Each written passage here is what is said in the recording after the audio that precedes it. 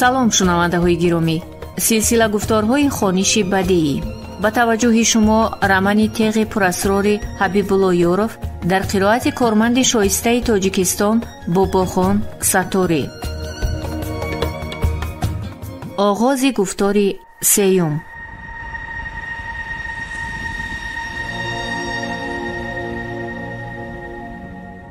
چون به نزد رود رسیدی اهمیت ده که آن دو پل دارد، یکی بلند و دیگری پستک. از پوری وسیع بلندش نگذر.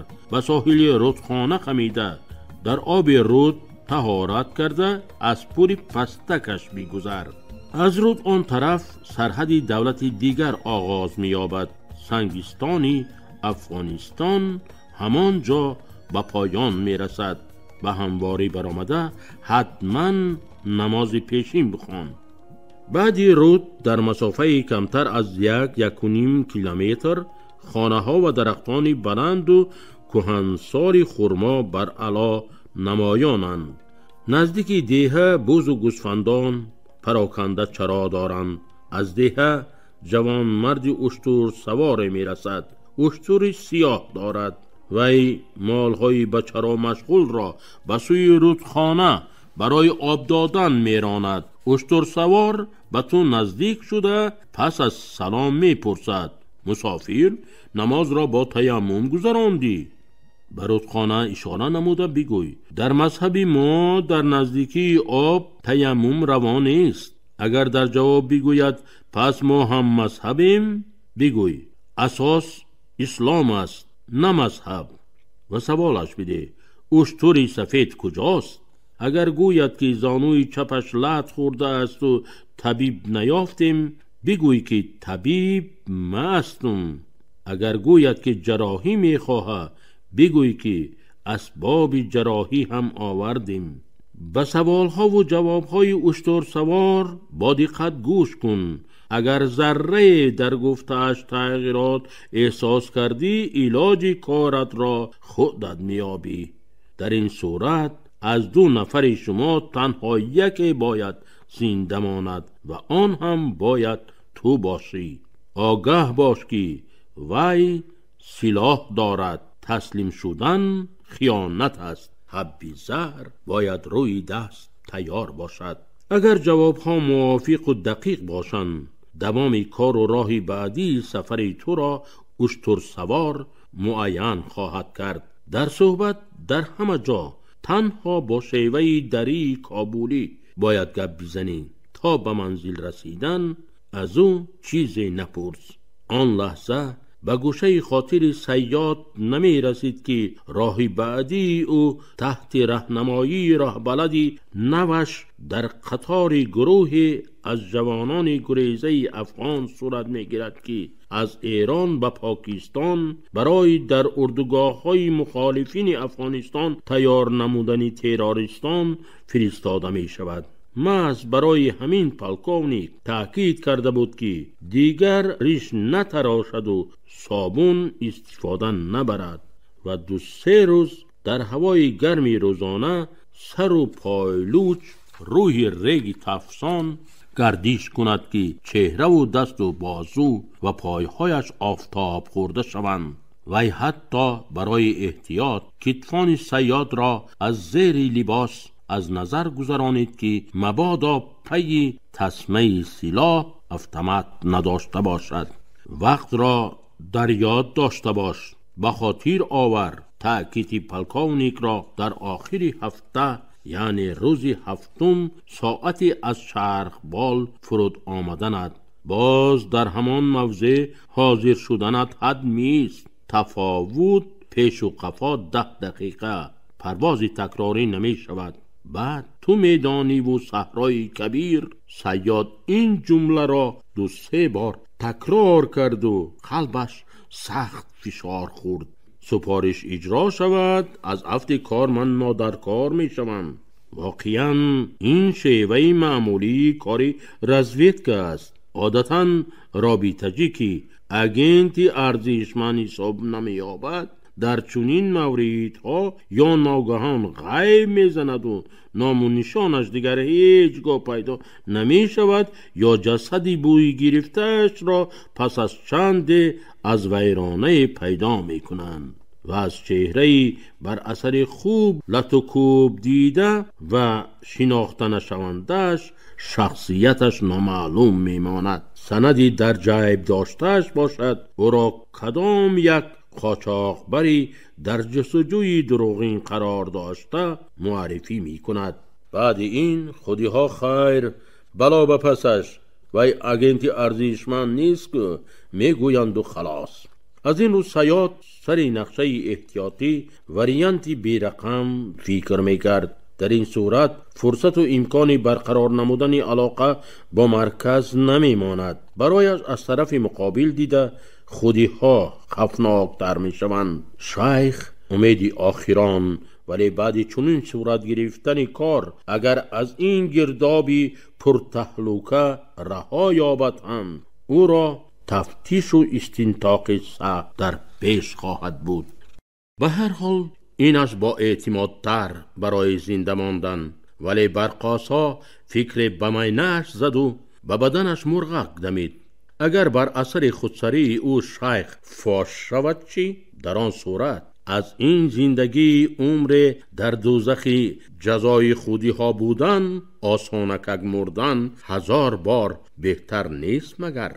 صیاد حالا نمیدانست که اشتر سوار او را به نزد شیخ می فرستد و اشتر سوار هم معلومات نداشت که رابطه چی نو راه و واسطه‌ای به طور مستقل با شیخ به علاقه برآمدن را دارد یا نه. این را حتی پلکونیک هم نمیدانست. بعد فاش شدن و به دست افتادن رابطه چی اساسی شفراگرام تماما مخفی مرکز به نام صیاد، البته با مصلحت مرکز نقشه علاوگی و احتیاطی خودی پلکونیک بود که از دو یک باید کار دهد. صیاد حتی تصور کرده نمی توانست که وی در این سفر ناگهانی و غیر اختیاریش رابطه چی فاش شده گروه رزویدکه نظامی منطقه را عوض می کند که عین زمان در زندان قماندان جبهه اساسی در دست حاجی قاسم است. پلکونیک هم به همین خاطر دیگر زیردستانش را برای اجرای این سپارش استفاده بردن نمیخواست و نخواسته است. البته با چند دلیل. اولا به اندیشه آن که در گروه حتما خائنی هست. دوم با دلیلی که شاید الکی درباره گروه او طرف مخالف از رابطه چی دستگیر شده معلومات کافی به دست آورده باشد. سوم آن که در مورد فاش گردیدن و به دست افتادن رابطه چی احتیاطی صیاد و استنتاق روبرو هم این دو رابطه چی که یکدیگر را نمیدانند و نمیشناسند در خصوص همدیگر چیزی گفته نمیتوانند، هرچند این از احتمال دور است، زیرا رابطه چی احتیاطی نه از راهی اساسی فرستاده شده است. تشویش پلکونیک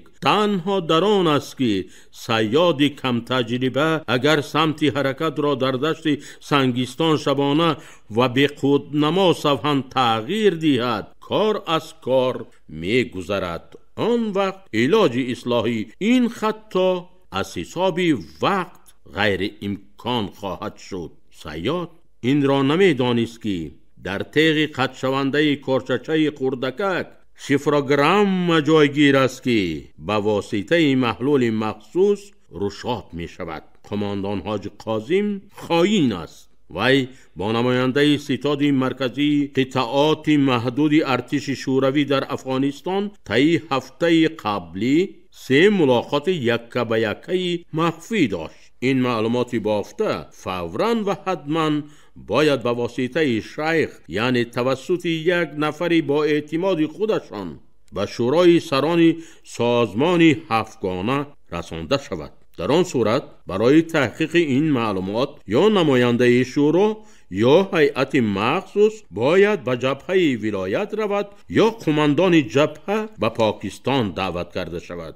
در هر دو حالت هم کمش 1 هفته وقت لازم. با تغییر گذاشتن عملیات از بیرون کشور در لحظه و ساعت معین تحریز شده که با آن چند دولتی ابرقدرت نیز شریک و منفعت دار بودند، معنی فاش شدن تمام نیت و نقشه های قوه های ضدی حکومتی را دارد که قبل از همه بین خود سرکرده های سازمان افغانه و یک طرف شبهه ناباوری به یکدیگر را به وجود آورد. از طرف دیگر این فرصت کفایه است که قوه های حکومتی موقعشان را با دستگیری سربازان ارتش شوروی در منطقه تحت عملیات مخالفین قرار گیرنده مستحکم نمایند. باز طرف سیوم مسئله هم هست که اهمیت بسیار مهم دارد. طرفداران قماندان معروف و آبرومندی که به قول خودشان سالها بر ضد روس‌ها در این منطقه با چند هزار سربازش سربلندانه جنگیده و 2 سال اخیر یکی از ولایت‌های اساسی را در دست خود نگاه می‌دارند، در مورد یکباره تحت تفتیش و تعقیب قرار گرفتن و در نهایت کار بر اثر ناباوری از وظیفه سبکدوش شدنش می‌توانند دست به اعتراض زده از امر ستاد مرکزی سران سازمان افغانه سرکشی نماید و این اساس نقشه رزویدکا را تشکیل میداد. خلاصه کلام، محاصره قریب 2 ساله این ولایت مهم و کلیدی مملکت باید شکسته نقشه تشکیل دولت اسلامی افغانستان و جبهه نجات ملی در آن منطقه از بین برده، سازمان افغانه مجاهدین بر اثر اختلاف نظر بین همدیگر باید پراکنده کرده شود. در این گردوگار البته امکان خلاص خوردن رابطه‌چی دستگیر شده که او را با 20 نفر زندانی پول چرخی عوض کردنی پیدا خواهد شد. صیاد البته در این باره معلومات نداشت. حتی این را هم نمیدانست که واقعه او با برادرش مولوی کوچک تشکیل می شود و دادرش جاوید او را نمی شناسد، ولی صیاد برادرش را که خون خودش است در بین 3 نفر دیگر از روی عکس‌های نشان داده شیخ گویا سینچه کنان شناخته به آغوش گرفته و آبی دیده هم باید ریزاند. در قسم دوم امتحان صیاد باید عکس‌های مادر و خواهرش را هم از بین عکس‌های زیادی پیشنهاد شده پیدا کند. غم این را هم شیخ خورده بود، ولی در این دیدار بینی‌ها و روبرو کنی‌ها خفناکش چیز دیگری بود. اگر دادر و خواهرش که سالها او را ندیدند از احتمال دور نیست که به برادرشان بودن صیاد باور کنند. اما مادر چی؟ مادر طفل 1 ساله گم کرده اش را بعد 20 سال هم از بوی و روی و نشانه های دیگرش از گواهی دادن قلب احساسش می شناسد. صیاد از کجا می دانست که 1 روز پیش از آمدنش به امین آباد مادرش در صدمه چهارراهه سری بازار با حکم تصادف هلاک می شود و این را از دادرش جاوید مولوی کوچک پنهان داشتند. و همچون نمی دانست که بازگشت سری وقتی او نیز به ذمه شیخ گذاشته شده است و شیخ همان مربی تعلیم فردی او در مکتب رزویدکا ایوان ایوانویچ می باشد. آره، صیاد آن وقت باز بسیار چیزهای دیگری به خودش داخل داشته را نمی دانست. پس از سالها بعد تحلیل عمیق حادثه و واقعه های از سر گذرانیده‌اش و خلاصه آمد که او هم یکی از همان رابط پایهایی از مرکز اداره شونده بوده است. صیاد بسته تسمه پیچی را که همگی 5-6 کیلو وزن داشت چالاکانه به کتف آویخته به راه برآمد. 40 کیلومتر در 6 ساعت. اورنگاز زد زیر لب صیاد. آسان نیست در این قم و ریگ سنگستان طی کردن چنین مسافه و در چنین وقت و در شب تار. خدا نگه دارد که باز سیمونه نخیزد. سیمونه یا بادی افغانی. صیاد در مرکز قبل از سفر دویمش به افغانستان مدت درس شناسایی با این کشور و مناطق گوناگون آن را گذشته بود، از جمله آیید به آب و هوای و اقلیم وزنین یک قسمت کشور که سنگستان منطقه سوزانتر آن است. در معلومات نامه خوانده بود سنگستان که در انتهای قسمت جنوب و غربی افغانستان واقع گردیده است هوای از همه گرم دارد. گرمی در این صحرا از تیغ دشمن دهشتناکتر است. گربادهای غبارناک بسیار وقت اطراف را با پرده تیره می پوشانند که از آن حتی شعاع آفتاب نمی گذرد و از پس آن پرده بعضاً سیمونه شمال شدتناک می وزد که آن عادتاً چی به آدمان و چی به حیوانات و رستنی ها تأثیر هلاکت آور می رساند. واقعاً نتیجه این گربادهای دهشتزا صیاد با چشم خود دیده است که گاه در بعضی از مناطق سرحدی با این کشور داشته وطنش روی می دهند. آنها در وادی تفشانترین تاجیکستان که بارها در زندگی و روزگار مردم و خواجگی خلق وادی خسارات رسانیده است باد افغانی می گویند آن را. چند سال قبل در وخشان زمین باد افغانی میدان زیاده از 200 هکتار پخته‌زار گل و شانه بسته را در اولهای تابستان در نیم ساعت ولنگار گردانیده بود. مردم کلانسال آن محل این دهشت را هنوز در یاد دارند. صیاد آن زمان در روزنامه نوکار هم به دیدن عاقبت آن به سفری کاری برآمده بود. خدا از بلای باد افغانی نگه دارده دست به گریبان برده می گفتن آدمان با نگاه های دهشت آمیز. ساعت 4 بعد از پیشین هوا یک بار تیره شد. روزی یکشنبه بود. کلخاسچیان پس از استراحت نصف روزی نو به پخته‌زار در آمده بودند. نقل کرده بود بابای قابل جان سرکار که سالها سردار یکی از بریگادهای پیشقدم پختکاری وادی بود و بعدی به نفقه برآمدن هم به جان و حالش نمانده بار مسئولیت سرکاری را از ذمه‌اش نگرفته بودند. اول صدای هووس شمال در بلندی فضا پیدا شد. بعد از فرصت آوازی پردهشتی باد به زمین نزدیکتر فرآمده در بلندی تخمیناً 10-15 متر خاکسوده وسیعی که آسمان را پوشانیده بود با سرعت سوی ما حرکت می‌کرد. از شعاع آفتاب سوزان نشانه نمانده بود. اما از پخته‌زار برآید، باد افغانی به ایست دست افشانده و فریاد میزد سرکار سالخورده.